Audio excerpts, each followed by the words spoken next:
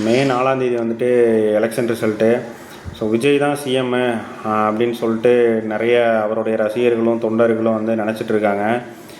In case வந்து விஜய் வந்துட்டு இந்த தேர்தலில் வந்து தோற்று ஆட்சி அமைக்க முடியாமல் போச்சு அப்படின்னு சொன்னால் அந்த ரசிகர்களுடைய தொண்டர்களுடைய மனநிலை என்னவாக இருக்கும், அவங்க வந்து இந்த தோல்வியை வந்து எப்படி ஏற்றுப்பாங்க அப்படிங்கிறது வந்து ஒரு கொஸ்டின் மார்க்காக தான் இருக்குது.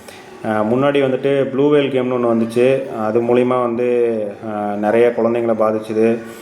சில குழந்தைகள் வந்து தற்கொலை முயற்சியும் மேற்கொண்டாங்க, சில குழந்தைகள் வந்து தற்கொலையும் பண்ணிட்டாங்க. அது மாதிரி வந்து விஜயோட தோல்வி வந்து இருந்துடக்கூடாது.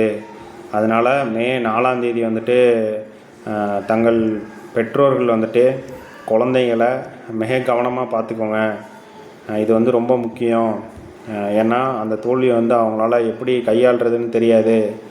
ஸோ பெற்றோர்கள் வந்துட்டு தங்கள் குழந்தைகளை மிக கவனமாக பார்த்துக்கோங்க அப்படின்னு சொல்லிட்டு நான் சொல்லலை, நக்கீரன் கோபால் அவர்கள் வந்துட்டு ஒரு எச்சரிக்கை விடுத்திருக்காரு.